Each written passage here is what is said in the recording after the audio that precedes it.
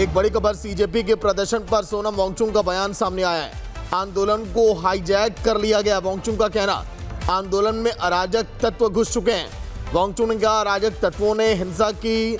सोनम का यह बयान शांतिपूर्ण आंदोलन का फायदा उठाने की यह कोशिश है। जिन लोगों ने हाईजैक किया आंदोलन को, उसको लेकर यह बयान कि आंदोलन में कुछ असामाजिक तत्व घुसे हैं जिन्होंने हिंसा की है। सीजेपी के प्रदर्शन पर सोनम वांगचुक का एक बड़ा बयान अब सामने आया है कि आंदोलन को हाईजैक किया गया। दिल्ली में जिस तरह से हिंसा हुई, दंगे हुए, पुलिस कर्मियों पर पत्थर फेंके गए, ये जिन लोगों ने हाईजैक किया है अराजक तत्व हैं, माहौल को बिगाड़ा है। आंदोलन को जिन लोगों ने हाईजैक किया, जो लोग घुसे हुए हैं, उसको लेकर सोनम वांगचुक का बयान कि शांतिपूर्ण आंदोलन का यहाँ पर फायदा उठाया गया। अराजक तत्वों ने आंदोलन में घुसकर हिंसा की, ये कहीं से भी जायज नहीं है। सीजेपी के प्रदर्शन पर यह बड़ा बयान सोनम वांगचुक का कि जो लोग आंदोलन के भीतर घुसकर इसका फायदा उठा रहे हैं, जो अराजक तत्व हैं।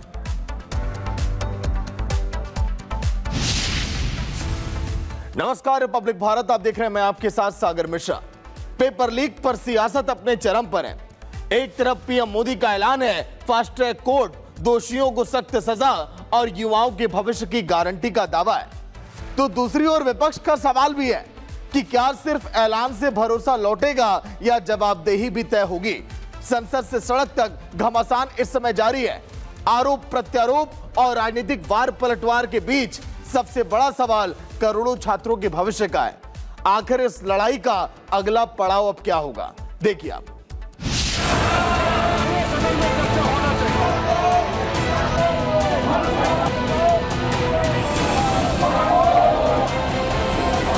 पेपर लीक पर सियासत अब निर्णायक मोड़ पर पहुंच गई है। संसद से सड़क तक घमासान जारी है। दिल्ली में प्रदर्शन, आरोप प्रत्यारोप और अब प्रधानमंत्री का बड़ा ऐलान। फास्ट ट्रैक कोर्ट की बात, दोषियों को सख्त सजा का संदेश और विपक्ष का पलटवार।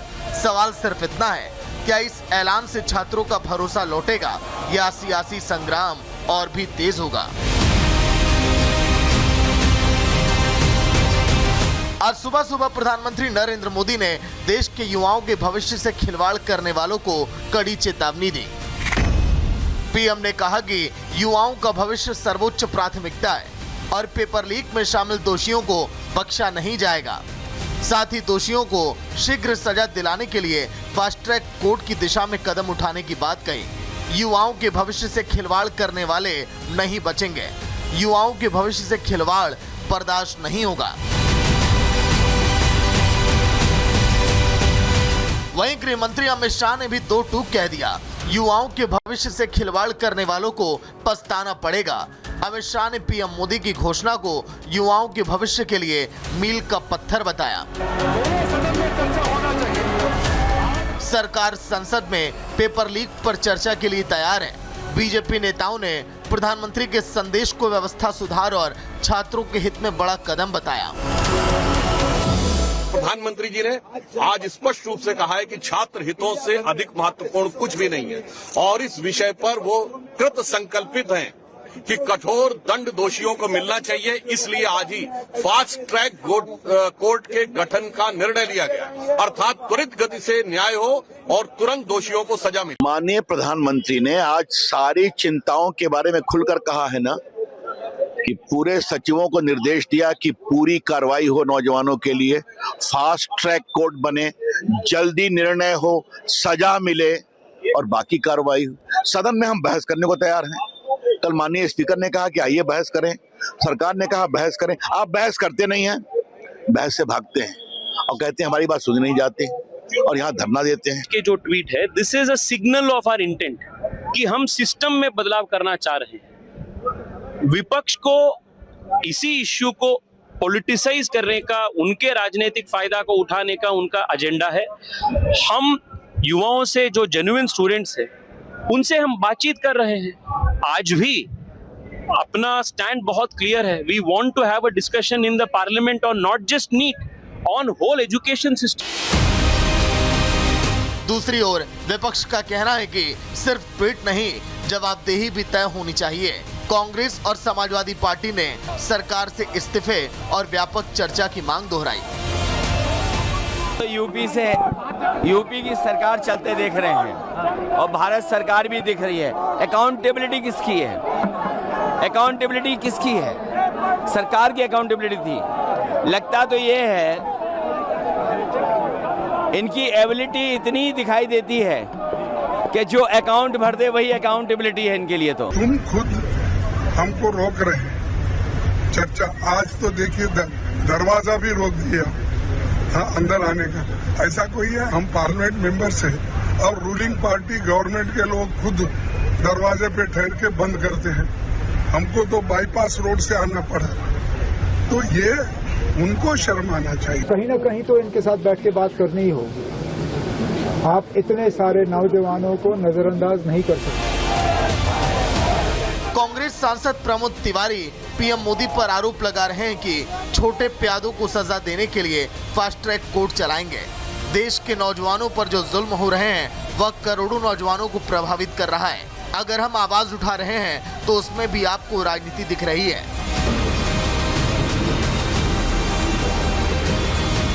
दिल्ली में प्रदर्शन को लेकर भी राजनीतिक आरोप प्रत्यारोप जारी है। सरकार और विपक्ष दोनों एक दूसरे पर हालात बिगाड़ने का आरोप लगा रहे हैं, जबकि प्रदर्शन से जुड़े घटनाक्रम की जांच और कार्रवाई अलग अलग एजेंसियों के स्तर पर जारी है। फिलहाल 3 मोर्चे पर लड़ाई जारी है। सड़क पर प्रदर्शन, संसद में टकराव और सोशल मीडिया पर सियासी जंग। अब निगाहें इस बात पर हैं कि फास्ट ट्रैक कोर्ट का ऐलान कब और कैसे अमल में आता है और क्या इससे पेपर लीक के मामलों में तेज न्याय और छात्रों का भरोसा दोनों बहाल हो पाते हैं। पीएम मोदी ने एक तरफ जहां युवाओं के भविष्य को सुरक्षित करने और भविष्य में पेपर लीक ना हो इसके लिए संबंधित विभागों को कड़े कदम उठाने के निर्देश दिए हैं, तो दूसरी तरफ उन लोगों को चेतावनी भी दी है जो पेपर लीक जैसा पाप कर युवाओं के भविष्य से खिलवाड़ करते हैं। Bureau report, Republic Bharat.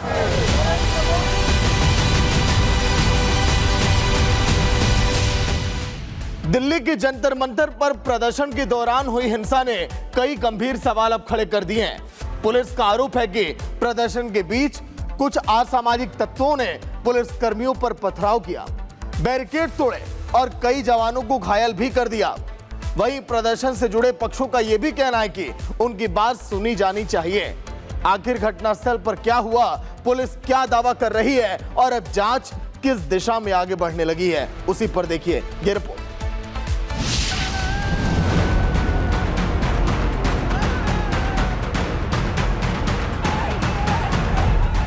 फिर चारों तरफ से फिर पत्थर और जो उनके हाथ में नुकीली चीज़ थे, शायद वो मारने की कोशिश की, चाकू वगैरह भी थे इनके हाथ में। पीछे से एक लड़के ने आया और चाकू से वार किया जो मेरी पीठ में घुसा और वो वापस भीड़ में लुप्त हो गया। सर अचानक से ही दबोच लिया उन्होंने, संभलने का मौका ही नहीं दिया। दिल्ली की सड़कों पर विरोध की आड़ में बवाल, सड़कों पर टकराव, खाकी पर हमला और राजधानी की सड़कों पर कई घंटों तक तनाव। दिल्ली के जंतर मंतर से सामने आई तस्वीरों ने बड़े सवाल खड़े कर दिए हैं। जंतर मंतर से संसद मार्ग तक सामने आई तस्वीरों ने लोगों के जहन में अब कई सवाल खड़े कर दिए हैं। पत्थरबाजी के आरोप, बोतल फेंके जाने के दावे, बैरिकेडिंग तोड़ने की कोशिश और कई पुलिस कर्मियों के घायल होने की खबर। दिल्ली पुलिस का दावा है कि प्रदर्शन के दौरान कुछ असामाजिक तत्व भीड़ में शामिल हो गए और उन्होंने पुलिस पर हमला किया। इतना ही नहीं, कुछ उपद्रवी नशे में थे, चाकू, पंच, हाथ के कड़े को हथियार बनाकर हमला भी किया। ये बात खुद रिपब्लिक के कैमरे पर इंस्पेक्टर नंद किशोर ने बताया। हनुमान रोड पर गाड़ी खड़ी करके वहाँ से पैदल जा रहा था। जब मैं संसद मार्ग पर पहुँचा तो वहाँ पर भी बहुत भीड़ थी तो मुझे लगा स्टूडेंट्स हैं, इनसे मेरा कोई मतलब तो है नहीं, मैं तो अपनी ड्यूटी पे जा रहा हूँ, मैं वर्दी में था सर। तो जब मैं बीच रास्ते में पहुँचा हूँ वहाँ पर, तो ये एकदम से उन्होंने मुझे घेरना स्टार्ट कर दिया और पुलिस के खिलाफ नारेबाजी, मोदी के खिलाफ नारेबाजी करते हुए मेरे चारों तरफ घेर के मुझे फिर पहले इन्होंने लात मारी पीछे से किसी ने, मैंने फिर पीछे मुड़ के देखा मैंने कौन कर रहा है, कह रहे नहीं सर कोई नहीं आप जाइए। फिर मैं जाने लगा तो किसी ने लाठी मारी पीछे से, फिर मुझे लगा कि ये लोग अब नहीं मानेंगे, ये लोग कुछ करने की नीयत से आए हैं पहले से। तो इन्होंने फिर चारों तरफ से फिर पत्थर और जो उनके हाथ में नुकीली चीज़ थे शायद वो मारने की कोशिश की। लोकतंत्र में विरोध दर्ज कराना हर नागरिक का अधिकार है, लेकिन जब विरोध के दौरान हिंसा के आरोप लगे, पुलिसकर्मी घायल हो और कानून व्यवस्था चुनौती बन जाए, तब सवाल उठना स्वाभाविक है। बुधवार रात जंतर मंतर और उसके आसपास का इलाका अचानक तनाव का केंद्र बन गया। पुलिस के मुताबिक प्रदर्शन के दौरान हालात बिगड़े और कई जगहों पर झड़प हुई। दिल्ली पुलिस के हेड कांस्टेबल बलराम ने बताया कि गुंडे रात होने का इंतजार करते हैं और वर्दी देखकर हमला करते हैं। सद मार्ग पर थे, भीड़ चल रही थी, हम रोड क्रॉस कर रहे थे नियर रेगुलर बिल्डिंग के पास में, पीछे से एक लड़के ने आया चाकू से वार किया जो मेरी पीठ में घोपा और वो वापस भीड़ में लुप्त हो गया।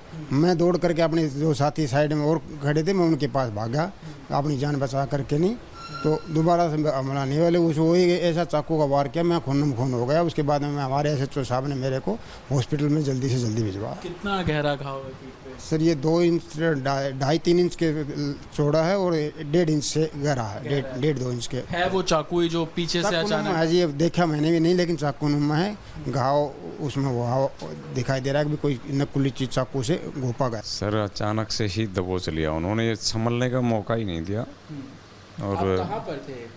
ये पार्क होटल से फुटपाथ से हम टोलोस्ट्रेट रेड लाइट की तरफ जा रहे थे, वहाँ कह रहे थे कि ACP साहब को गिरा लिया वहाँ, तो शांतिपूर्वक जा रहे थे, पीछे से अचानक से दबोच लिया सर। 2 से 3 हज़ार लोगों ने, ये संभलने का मौका नहीं मिला। हमारे SHO साहब भी थे, समझ में नहीं आया मेरा जवान कहाँ गया।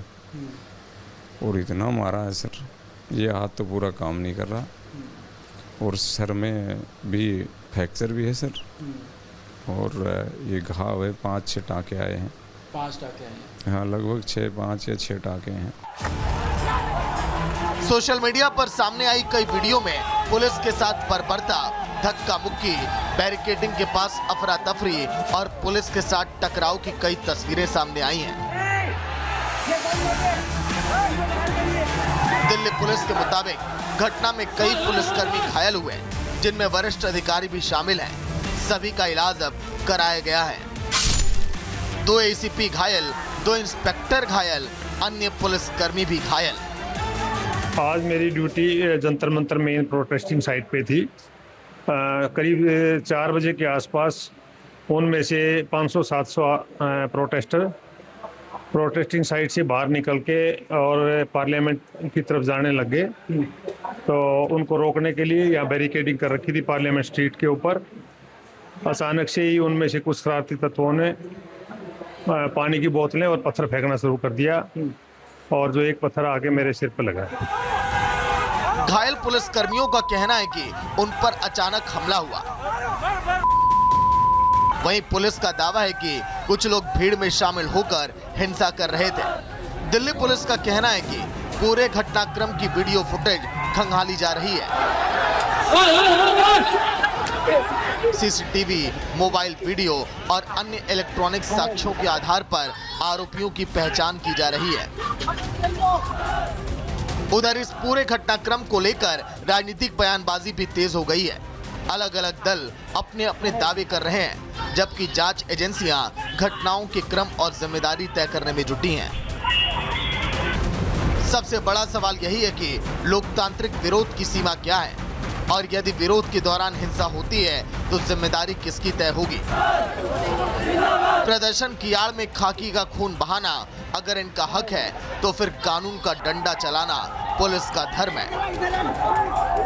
लोकतंत्र के नाम पर नंगी तलवारें लहराने वाले इन गुंडों को अब ये समझ जाना चाहिए कि खाकी की चुप्पी उनकी कायरता नहीं, उनका सब्र थी।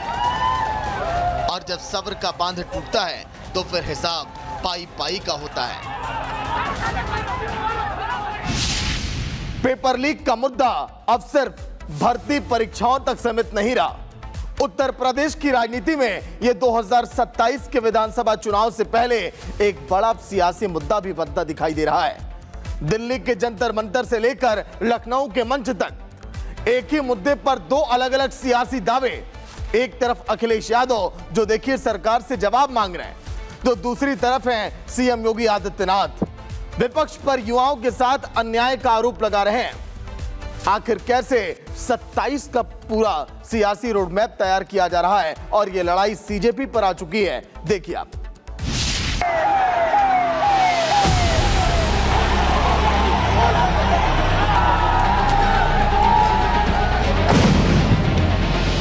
मुकदमे लिख जाएंगे और बुद्धि सही हो जाएगी, मैं बता दे रहा हूँ, ठीक है ना। मुकदमे लिख जाएंगे, एकदम सही हो जाएगा। तो युवाओं के साथ समाजवादी पार्टी के लोग छल करते थे, भेदभाव करते थे, सेफाई सिंडिकेट का कब्जा होता था। हम तो यूपी की सरकार चलते देख रहे हैं और भारत सरकार भी दिख रही है। अकाउंटेबिलिटी किसकी है? अकाउंटेबिलिटी किसकी है? यूपी के 27 का युद्ध अभी से शुरू हो गया है। पेपर लीक पर सीधे सीधे योगी वर्सेस अखिलेश हो गया है। माहौल दिल्ली से लखनऊ और गोरखपुर से कन्नौज तक गर्म हो गया है। अखिलेश दिल्ली से लखनऊ तक सियासी हवा बना रहे हैं। योगी यूपी में ग्राउंड पर उतरकर अखिलेश की नैरेटिव की धज्जियां उड़ा रहे हैं। लेकिन अखिलेश के पेपर लीक वाले पर्चे में जितने भी सवाल हैं, सबके जवाब योगी आदित्यनाथ के पास हैं। इन नौजवानों को बेरोजगार करने का पाप किया। पहले नौकरी निकलती थी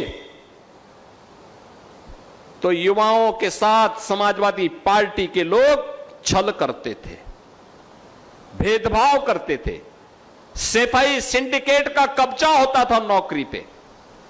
नौकरी पे नौजवान को नहीं आने देते थे। यूपी में चुनाव में अब सिर्फ 7 से 8 महीने का वक्त बचा है। अभी जो मोमेंटम बन जाएगा वो सीधे 2027 तक जाएगा। ये बात योगी आदित्यनाथ को भी पता है, अखिलेश यादव को भी पता है और राहुल गांधी को भी मालूम है। इसीलिए हर सवाल को, हर जवाब को घुमा फिरा कर यूपी पर ला रहे हैं। 2027 का चुनाव अखिलेश के लिए करो या मरो का चुनाव है। 2024 में पीएम नरेंद्र मोदी के विजय रथ को रोकने के लिए नया मोर्चा बना था। यूपी में अखिलेश राहुल सब एक हो गए थे। 2027 में योगी को रोकने के लिए एक फिर से नया मोर्चा बन रहा है। इस मोर्चे में अखिलेश भी हैं और राहुल भी हैं। अखिलेश और राहुल दिल्ली में नया जंतर मंतर बना रहे हैं। निशाना सीधे योगी के लखनऊ पर लगा रहे हैं। ये संसद भवन की आज की तस्वीरें हैं, राहुल गांधी और अखिलेश यादव के एक साथ खड़े होने की। मुद्दा पेपर लीक का था। अखिलेश यादव ने जो ब्लैक बैनर पकड़ा था उस पर भी धर्मेंद्र प्रधान की बर्खास्तगी की मांग हो रही थी। जो विपक्षी नेताओं ने तख्तियां पकड़ी हुई थी उस पर भी नीट पेपर लीक लिखा था। लेकिन नारेबाजी क्या हो रही थी वो भी आप सुन लीजिए। पेपर लीक के पर्चे में चढ़ावा और चोरी का मुद्दा फिट किया गया है।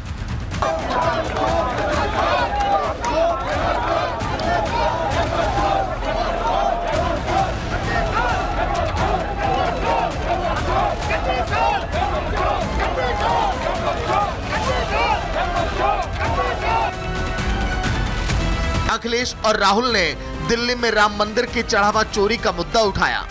दिल्ली से अयोध्या के रूट पर साइकिल दौड़ाई, लेकिन अखिलेश की साइकिल को योगी ने लखनऊ पहुंचने से पहले ही पंचर कर दिया। योगी ने अखिलेश और कांग्रेस दोनों को एक साथ ही अपने फायरिंग रेंज में ले लिया। अखिलेश और राहुल का पूरा अकाउंट योगी ने एक झटके में क्लियर कर दिया। अखिलेश यादव दिल्ली से लखनऊ पहुंच गए हैं। अखिलेश के टारगेट पर यूपी और योगी है। पहले अखिलेश लखनऊ से दिल्ली का रास्ता ढूंढ रहे थे, अब दिल्ली से लखनऊ का रोड मैप बना रहे हैं। अखिलेश के सामने यूपी में सबसे बड़ी चुनौती ब्रांड योगी के सामने मुद्दा खड़ा करने की है।